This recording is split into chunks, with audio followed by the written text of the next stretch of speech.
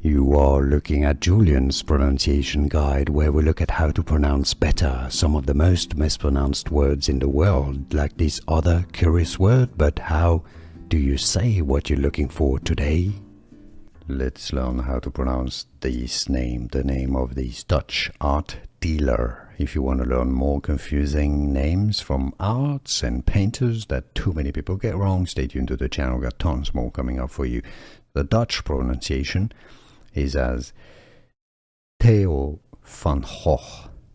Theo van Gogh. Alright, that's how it's pronounced in Dutch. And, you know, even Vincent is Van Gogh. Okay, not Van Gogh. Van Gogh. In English, indeed, it's often pronounced as Theo van Gogh or Theo van Gogh, but the correct pronunciation, Theo van Gogh. Here are more videos on how to pronounce more confusing words and names too many mispronounced. Like this video if you found it useful. I appreciate your support. I'll see you soon and thanks for watching.